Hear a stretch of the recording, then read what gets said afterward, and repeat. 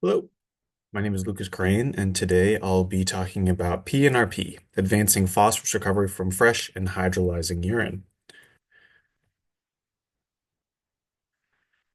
So, within urine diversion, we've seen that there have been a variety of treatment processes that can remove contaminants and make valuable products, and source separation has been linked to these additional co-benefits, including reducing these nutrient loadings from wastewater treatment plants, mitigating eutrophication potential.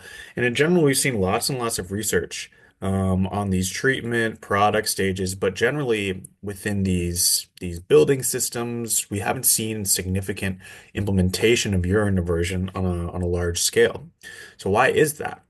Well, a big issue with urine diversion is in these collection and storage subsystems, where when we have these urine diversion systems, if we leave them alone, that can cause urine to stagnate within these piping systems, increases in pH, and consequent clogging.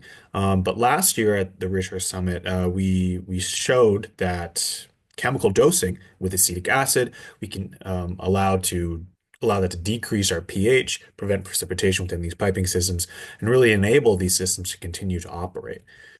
And so within that study, we had this full-scale urine diversion system on the Arizona State University campus, where we have urinals that are all on a singular piping system. We open a valve, we can collect all of the urine within a storage tank on the first floor, and we were able to dose these systems with acid. And in doing so, what we generally found was that for these conditions that didn't have dosing, where they operated in a baseline condition that's sort of the status quo, you tend to see high pH, low phosphate, and a lot of clogging within the systems. But generally, when we added dosing, we were able to decrease pH over the course of this first, week of operation. We were able to increase the phosphate concentration significantly. And generally, this period where we have this acid dosing, this low pH and this high phosphate gives us the greatest phosphorus recovery potential. But within this low pH condition, what options are there actually for recovery? And this is really, really important because most phosphorus precipitation studies done nowadays use struvite precipitation. And struvite precipitation occurs optimally above pH 8, which generally takes a week to reach within these systems if we have a building with higher occupancy that's generating urine at faster rates. We might need multiple tanks. We might need to transfer tanks separately. We might need additional space, capital infrastructure, maintenance, and handling to be able to allow for that pH to increase. And especially in the status quo, when we don't really have the regulatory frameworks available to have this additional maintenance, this can be a really, really big issue. Furthermore, struvite precipitation generally is not really compatible with urea recovery, which we only get from fresh urine because the struvite precipitation requires high pH. So generally, the struvite precipitation is an option, but we need more robust sorts of systems. And we need to think about this period of time where we have this really high phosphorus recovery potential in these low pH conditions where we have fresh or hydrolyzing urine. So, our study question here is, can we precipitate phosphorus from these fresh or hydrolyzing urine conditions to produce potentially different phosphorus products? And so, a couple undergrads and myself, we did some bench scale investigations where we looked at fully fresh and fully hydrolyzed urine and determined which sorts of phosphorus products can actually precipitate out using all these different metal chlorides. And one thing that we note is that within these, there are a variety of different metal chlorides, target products. All of them have generally different uses, but all could be potentially valuable. And we also see all of these different notable impurities here. But the main thing here is that when we actually did these sorts of studies and we precipitated phosphorus on a bench scale, we saw that something like a cerium chloride has a high phosphorus recovery potential, mainly because it can remove phosphorus.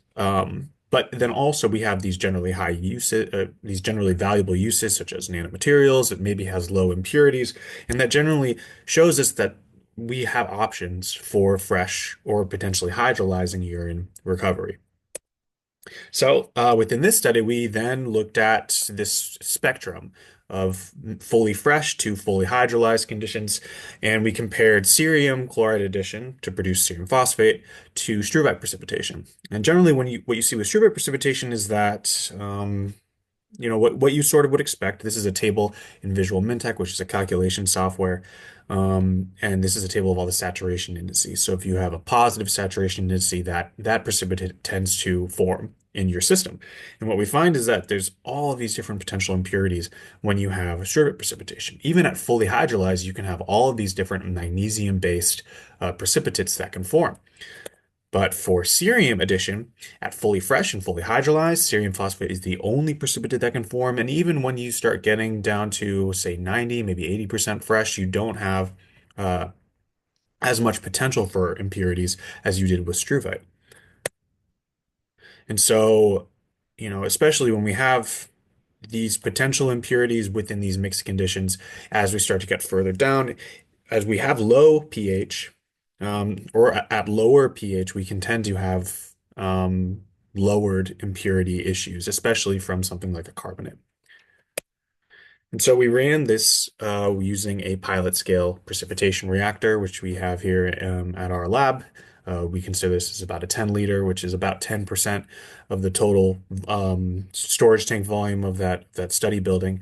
And what you find is sort of what you expect between cerium addition and magnesium addition, where cerium addition can tend to perform comparatively for all of these different conditions. And then once you get to these more fresh urine conditions, these low pH conditions, we have much, much better performance of cerium addition compared to magnesium addition to form struvite. And so overall, this gives us an option here. But we also want to make sure that not only are we getting rid of the phosphorus, but we're also creating a pure product. And so we did some studies here with synthetic urine. And what we generally found was that as you have increasing extent of hydrolysis, going down the spectrum here from fully hydrolyzed to fully fresh, you tend to see that these fresh urine conditions down here, or these fresh urine conditions here at the top, have these higher peaks. They tend to have, much more of a very, very specific XRD pattern, X-ray diffraction pattern that matches what we would expect out of cerium phosphate, and that generally matched up with what we saw when we did SEM imagery, where you can see in this fully fresh condition up top, these are much larger crystalline structures than in these fully hydrolyzed ones, which is sort of what you would expect. Low pH tends to mean that you tend to have a slightly lower rate of reaction unless you can form these larger crystals. The bigger thing here, though, is that when we have these fully fresh and these fully hydrolyzed conditions, you tend to see a pretty high concentration of phosphorus within this precipitate. But when we have these mixed urine conditions, for example, this 50% fresh, 50% hydrolyzed condition, the phosphorus concentration is lower. And that's generally because we see much more impurities within these systems. Um, so we did these synthetic urine studies with these much more controlled mixes, but then we also looked at phosphorus recovery from a real full-scale system using real urine. And as you can see here, we have pH, phosphate, the percent hydrolysis or urea out of the urea percentage of the total nitrogen, and then all of these different ions.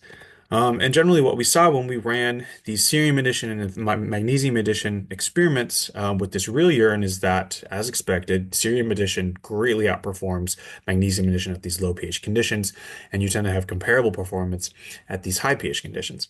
And specifically within these low pH conditions, you can see, during these periods where it's low pH, you also have much, much higher phosphorus. So once again, we really want to be focused on these areas where we have the highest phosphorus recovery potential. When we did XRD and solids analysis, SEM on these precipitates from this full-scale system, what we generally see here is that as we have increasing extent of hydrolysis, this time going up from day 1 all the way up until day 19, what we generally see here is during these low pH conditions at the beginning, it's very indicative of that same cerium phosphate pattern. This two peaks around 30 to 35 degrees, this peak around 40. But as you start to have increasing pH and increasing extent of hydrolysis, you tend to have this same sort of base shape with this peak and this peak, but then all of these little tiny peaks in between, which are actually indicative of cerium carbonate, these carbonate peaks that tend to muddle everything that's going on in here. And that showed to be exactly what we saw within SEM and EDS, where generally at these earlier days, you have a precipitate that has, a higher amount of phosphorus, a lower amount of carbon. But as we go further on in the experiment, we tend to see that the phosphate concentrations in our precipitate are significantly lower, probably, half or less. The carbon up to, 1.5 to 2 times the amount. And so generally what this shows us is that if we want to recover phosphorus, we need to have accurate dosing. If you have an overdosing of the cerium, you can tend to form this cerium carbonate. But it's much more important for us to also be concerned about pH because even at these low pH conditions, say that we were overdosing, we aren't going to be forming carbonates at these low pH conditions. And so generally we need more data on how to prevent these carbonate precipitates within these systems. Maybe we should do some isolation of the phosphorus before we do the precipitation, or maybe we need to remove carbonate altogether. And overall, what would be expected here is that we can create this treatment train that is holistic and that is compatible with this dosing, where we have some sort of acid dosing to increase our phosphorus recovery potential, but then we also have some sort of phosphorus precipitation method and maybe a pretreatment method that allows us to create cerium phosphate or other phosphates that are compatible with low pH and that don't have large amounts of impurities, especially from carbonates. And carbonates are really this major concern if you start to have pH increase. And so we definitely need some sort of pretreatment, or we just need some sort of robust treatment process that can handle these differences in the urine chemistry that we're treating. And that kind of works with these modular urine treatment trains, which we've sort of started to delineate out, where you have some sort of point of use treatment, which is what we presented on last year. Maybe something like an ion exchange to remove some of these different impurities, your calciums, your magnesiums, but maybe your carbonates. We did something similar to this for an enzyme-induced carbonate precipitation, basically a urine biosedimentation process a few years ago. Some sort of phosphate precipitation process, which we are presenting on here. And then you can also integrate these sorts of treatment trains to improve phosphate, also with maybe recovering nitrogen, for example, using membrane treatment, in which we've previously published this in a few years back. So overall, we think that there's a lot of potential for these novel metal chlorides to provide us some different phosphate products. And if you're interested in some of the other work that we're doing within the STEPS Center, this is the Science and Technology for Phosphorus Sustainability Center. You can find us more at stepcenter.org. Big thanks to all the people on the team, and a big thanks to the Rich Earth Summit for inviting us back. Thank you very much.